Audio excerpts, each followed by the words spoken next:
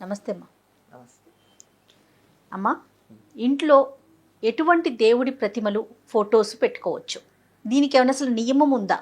దేవుడి ఫోటోలు ఎలా పెట్టుకుంటామన్న దాని మీద ఆధారపడి ఉంటుందమ్మా. దేవుడి గదిలో పెట్టి పూజ చేస్తున్నామా, అలంకారంగా పెడుతున్నామా? ఓ, రెండు ఉన్నాయి కదా. అవునవును. మనకి దేవుడి గదిలో దేవుడి మందిరంలో పెట్టుకునే పటమే కాకుండా క్యాలెండర్ల మీద వాటి మీద వచ్చిన అందంగా ఉన్నాయి ఇంట్లో చాలా చోట్ల పెట్టుకుంటున్నాం. అలా ఎక్కడ పడితే అక్కడ అందంగా అలంకారంగా ఉండేది మనకి నచ్చినవన్నీ పెట్టుకోవచ్చు. కానీ పూజించటానికి పెట్టుకోవాల్సిన వాటివి మాత్రం కొన్ని నియమాలు ఉన్నాయి. ఏమిటి అంటే, విగ్రహం గనక అయినట్టయితే ఇంతకన్నా ఉండకూడదు. మన బొటన వేలు ఈ మొదటి కణుపుందే అంతకన్నా పెద్దది ఉండకూడదు. ఇంత ఉంటేనే దానికి బోరుడు నైవేద్యం పెట్టాలి. విగ్రహం పెరిగిన కొద్దీ నివేదనలు ఎక్కువ అవుతాయి. అందువల్ల అంత పెద్దవి పెట్టుకోకూడదు. చిన్న చిన్నగా ఉండొచ్చు. పైగా బోలుగా ఉండకూడదు. సాలిడ్గా ఉండాలి ఏది పెట్టుకున్నా. ఇప్పుడు వెండివి అవి ఎలా ఉంటాయి, పైన రేకుండి లోపల ఖాళీ ఉండి ఉంటాయి. అట్లాంటివి పూజకి పనికిరావు. అలంకారంగా పెట్టుకోవచ్చు. ఇప్పుడు షోకేసుల్లో పెట్టుకోవచ్చు అండి. కృష్ణుడు బొమ్మ చాలా అందంగా ఉంటుంది. ఎన్ని రకాల కృష్ణుళ్ళు ఉన్నారో, వినాయకుడివి ఎన్ని రకాలు ఉంటాయో అవన్నీ అందంగా ఉంటాయి. నృత్య గణపతి, సంగీత గణపతి, ఇలాంటివి ఇవన్నీ అందంగా ఉంటాయని చెప్పి ఇంట్లో అలంకారంగా గోడల మీద కానీ షోకేసుల్లో కానీ పెట్టుకుంటే అసలు వాటికి ఎటువంటి తప్పు లేదు, ఏమీ లేదు. కానీ పూజ చేయడానికి పెట్టుకునేటప్పుడు మాత్రం బోలుగా ఉన్న విగ్రహాలు పనికిరావు. పెద్ద విగ్రహాలు ఉంటే నివేదన ఎక్కువ చేయాలి గనక మనలాంటి ఇళ్లలో అవి పెట్టుకోవడం అంత శ్రేయస్కరం కాదు. అమ్మ, మట్టివి దొరుకుతాయి కదా, ఇప్పుడు లక్ష్మీదేవి ప్రతిమలు అలాంటివి మట్టితో చేసినవి ఉంటాయి. అవి కూడా దానికి కూడా లెక్క ఉందా సైజు? దానికి లెక్కలేదమ్మా. అసలు అవి మనం మామూలుగా దేవుడి గూట్లో అవి పెట్టుకుని పూజ చేస్తామా? చెయ్యం కదా. సాధారణంగా చెయ్యం. వాటిని ఏమిటి, పూర్వకాలం అయితే ఇలాంటివి ఎక్కువ లేని రోజుల్లో ఏం చేసేవారు, ఇంట్లో ఒక గూడు పెట్టి ఆ గూట్లో ఈ ముఖ్యంగా రాముడు, సీత, లక్ష్మణుడు వీళ్ళ విగ్రహాలే పెట్టేవాళ్ళు. అవి ఎక్కువగా ఉండేవి. అవి అక్కడ పెట్టుకునేవారు. ఎవరైనా ఇష్టం ఉంటే దానికి ఓ పువ్వు పెట్టడము, ఓ దీపం పెట్టడము చేసేవాళ్ళు, లేకపోతే లేదు. ఎందుకంటే రోజు పూజ చేయం కదా వాటికి. ఓకే. రోజు పూజ చేసుకునేటటువంటి విగ్రహాలు మాత్రం చిన్నవే ఉంటాయి. మిగిలినవి అలంకారమే. అలాగే ఫోటోలు కూడా అనేక రకాలైనటువంటి ఫోటోలు. అసలు దేవుడి గది ఎంత ఉంటుంది, ఎన్ని ఫోటోలు పెట్టగలరు? అందుకని మీ ఇష్టదైవానికి సంబంధించినటువంటి ఫోటో ఏదైనా పెట్టుకోండి. రాముల వారి సాధారణంగా ఇప్పుడు ఏదో కాలం మారిపోయింది, కానీ కొద్ది రోజుల క్రితం వరకు కూడా ప్రతి ఇంట్లోనూ పూజ మందిరంలో ఉన్నటువంటి ఛాయాచిత్రం అంటే ఫోటో ఏదైనా రామపట్టాభిషేకం ఫోటోనే ఉంటూ ఉండేది ఎవరిళ్లలో అయినా. దక్షిణ దేశంలో అందరికీ రాముడు ఆరాధ్య దైవం అండి. ఇక్కడ తిరిగాడు. ఉత్తర దేశంలో కన్నా మీరు గమనించి చూసినట్టయితే రాముడి పేరు దక్షిణ దేశంలోనే ఎక్కువ మందికి ఉంటుంది. అందువల్ల అది ఎక్కడ చూడు మనకి, ఇదిగో ఇక్కడ రాముడు ఇక్కడ కూర్చున్నాడు, సీతమ్మ ఈ నదిలో ఇక్కడ స్నానం చేసింది, ఆ లక్ష్మణుడు ఇక్కడ పళ్ళు తెచ్చాడు, ఇలాంటి ప్రతిదానికి ఏదో ఒక లెక్క చెప్తాం. అంచేత రాముడితో మనకి చాలా దగ్గర సంబంధం ఉంది కనుక ఇక్కడ అంతా రామారాధన ఎక్కువ. ఇప్పుడు అది కొద్దిగా మారింది. మధ్యలో కొంతకాలం వెంకటేశ్వర స్వామి ఆరాధన చేస్తాం. ఇప్పుడు మళ్ళీ సాయిబాబా అంటున్నాం. ఇంకేమన్నా కొత్త దేవుడు వస్తే కొత్త దేవుడిని అయినా ఆరాధిస్తాం. మనం అసలు దేవుడిని పక్కన పెడతాం. ఇది ఒక దోషాల్లో ఒకటిగా పరిగణిస్తారు. మీరు కొత్తగా ఉన్న దైవాలను ఎంతమంది నాన్న ఆరాధించండి, తప్పేం లేదు. కానీ మీ కులదైవం ఎప్పటి నుంచో 2-3 తరాలుగా మీ ఇంట్లో వాళ్ళు ఎవరిని ఆరాధిస్తున్నారో వారి పూజ మాత్రం మానకూడదు.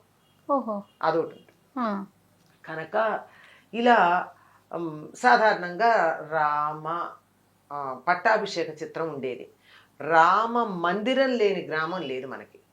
దేవాలయం లేకపోవచ్చు, కానీ రాముడి ఫోటో పెట్టుకుని భజన చేసేటటువంటిది మనకి ఈ ప్రాంతాలన్నీ ఉన్నాయండి. అవునమ్మా. ఎంతంటే ఈ విజయనగరం, శ్రీకాకుళం జిల్లాలో నుంచి మలేషియా ప్రాంతానికి కూలీలుగా వెళ్ళినటువంటి వాళ్ళు కూడా ఈనాటికి ఒక దీపం స్తంభం పెట్టుకుని రామభజన చేస్తారు. ఈ రోజు కూడా మనం మానేసాం. అట్లా రాముల వారి విగ్రహం ఒక ప్రశాంతతగా ఉంటుంది, అందంగా ఉంటుంది అనిపిస్తే కృష్ణుడిది పెట్టుకోవచ్చు, అమ్మవారిది పెట్టుకోవచ్చు. ఎన్నున్నా ఇవి పరిమితంగా ఉండడమే చాలా మంచిది. తర్వాత రకరకాల సిద్ధాంతాలు ఉన్నాయి వీటికి. ఏ సిద్ధాంతం ఎంత వరకు దానికి వ్యాలిడిటీ ఉంది అన్నది ఆలోచించాలి. ఏదో ఆంజనేయుడి ఫోటో ఇంట్లో వస్తూ ఉంటే ఎట్ట ఎదురుగా సింహద్వారంలోంచి రాగానే ఎదురుగా ఉండాలని కొంతమంది, లేదండి వినాయకుడు ఉండాలని కొంతమంది ఇలా చెప్తూ ఉంటారు. మీ ఇష్టదైవాన్ని, మీ ఒపీనియన్ ఏంటమ్మా? ఏ ఏ రూపంలో ఉంటే ఏం దయ దేవుడు? రూపాలు వేరు కానీ తత్వం ఒకటే కదా. అంతేగా. అంచేత వాటికి పెద్దగా మనం అనుకోవాల్సిన పని లేదు. కానీ ఒక పూజ చేయడం అంటూ గంధము కుంకుమ పెట్టి పూజ చేయడం మొదలుపెట్టిన తర్వాత ఆపకూడదమ్మా. మనం ఇలా అందంగా పెట్టుకునే వాటికి మనం ఫోటోలో బొట్టు ఉంటుంది కానీ మనం గంధం పెట్టం దానికి. గంధం కుంకం దేవుడి గదిలో పెడితే ఖచ్చితంగా గంధం కుంకం పెడతాం. అది పెట్టామంటే దాన్ని పూజ చేస్తున్నామని అర్థం. ఇది అలంకారప్రాయంగా అందంగా ఉండడానికి, రామభావనం కృష్ణ భావనం నాలో కలగడానికి ఒక ప్రేరణగా ఇక్కడ పెట్టుకున్నాను, అక్కడ పూజకు పెట్టుకున్నాను. అందుకని పూజకు పెట్టుకునేవి మీ కులదైవం ఎవరైతే వాళ్ళని పెట్టుకోండి. ఎవరి పేరుని మీరు అర్చనలు చేసి స్తుతులు చేస్తారో అవి పెట్టుకోండి. మిగిలినవి ఇంట్లో అందంగా ఎక్కడైనా పెట్టుకోవచ్చు. విగ్రహాలైనా సరే ఫోటోలైనా సరే.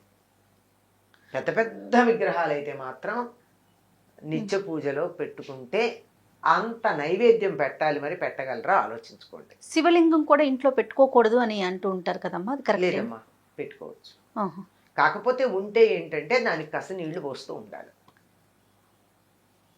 రోజు పోయినా కనీసం వారానికి ఒక్కసారిన అభిషేకం చేయాలి.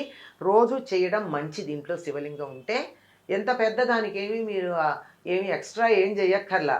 ఆ దేవుడికి పూజ చేసేటప్పుడే పువ్వు పెట్టడానికి వెళ్ళినప్పుడే ఈ శివలింగాన్ని ఒక వేరే పళ్ళెంలో పెట్టి దానికి కాస్త చేత అయితే త్రయంబకమే జామహే అనుకుని, అది రాకపోతే నమ శివాయ అని చెప్పి కాసి నీళ్లు పోసి తీసి తుడిచి దానికి ఇంత గంధం కుంకం పెడితే సరి, 1 నిమిషం పని. అలా చేయగలిగితేనే శివలింగం పెట్టుకోవాలి, లేకపోతే లేదు. నేను చెయ్యను కానీ నాకు లింగం కావాలి అంటే బాగుండదు. ఓకే, లెక్క ఏమన్నా ఉందమ్మా సైజు? అలా ఏం లేదు. లింగానికి అది శివలింగానికి ఏం లేదు. అది మామూలు తయారు చేసిన లింగమా సాలగ్రామమా అన్నది. ఆ సాలగ్రామాలను బట్టి దాంట్లో తేడాలు కూడా. దేవుడి ఫోటోలు ప్రతిమలు కొన్ని పాడైపోతూ ఉంటాయి కదా, వాటిని ఏం చేయాలమ్మా? వాటిని, అది వెండి విగ్రహాలు అనుకోండి, దాన్ని మార్చుకుని వేరే చేయించుకోండి. అంటే కన్ను ముక్కు స్పష్టంగా ఉన్న విగ్రహాలకే పూజ చేయాలి కనుక అలా, లేకపోతే మార్చి చేయించుకోండి. ఇత్తడివైనా మార్చి చేస్తారు, అంతేగాని వాటిని ఎక్కడ పడితే అక్కడ పారేయకండి. ఒకటి.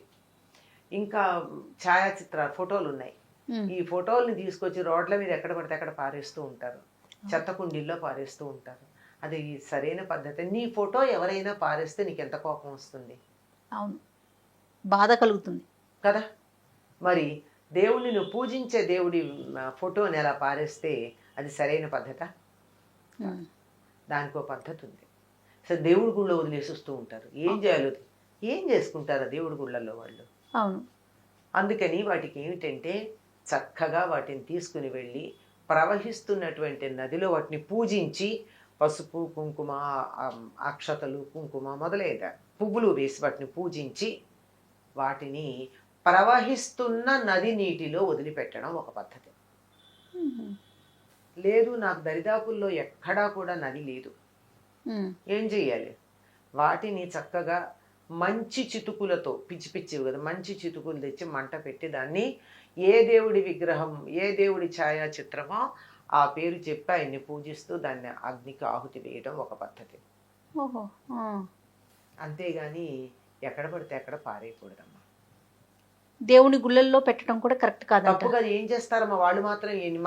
మనం కొన్నాళ్ళు పూజ చేసి పడేసిన విగ్రహ ఛాయాచిత్రాలకు వాళ్ళు పూజలు చేస్తారా? చేయలేకపోతారు కదా. అసలు ఎందుకు చెయ్యాలి నాకు అర్థం కాదు.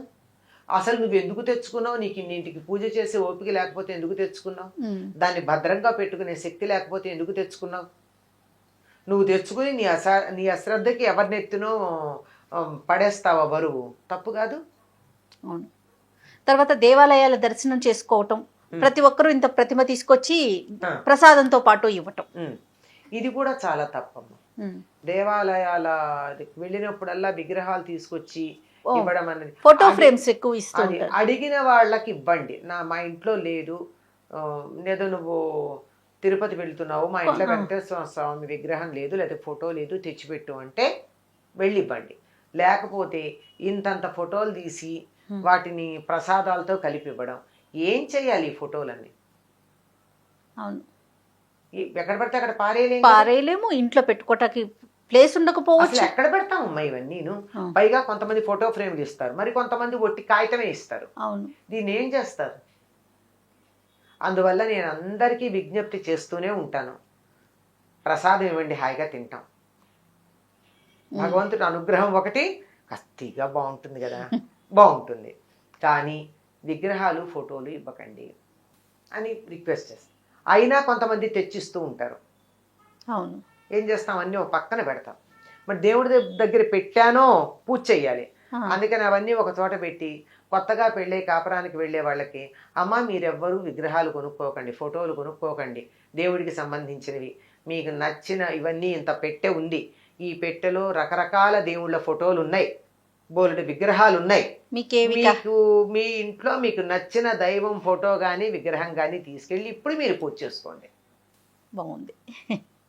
అంటే అందరికీ తెచ్చిచ్చేవాళ్ళు ఉండకపోవచ్చు. అవును, ఈ తెచ్చిచ్చేవాళ్ళు ఎక్కువైపోయారు. అందరికీ నేను వీలైనంత వరకు తీర్థయాత్రలకు వెడుతున్నాము అని చెప్పే వాళ్ళందరికీ నేను ఒక విజ్ఞప్తి చేస్తూనే ఉంటా, ప్రసాదం మాత్రమే తండి. విగ్రహాలు ఫోటోలు తెచ్చి అడిగి ఎవరైనా తెచ్చి పెట్టమని అడిగితే తెండి, కానీ ఎవరికి ఊరికే ఇవ్వకండి. ఏం చేసుకుంటారండి ఎన్నెన్ని విగ్రహాలు, చివరికి అసలు ఆ విగ్రహాల మీద దుమ్ము పడితే దులుపుకోవడానికి తీరిక కూడా లేనని విగ్రహాలు దేవుడి దగ్గర పెట్టుకుని ఏం చేస్తాం?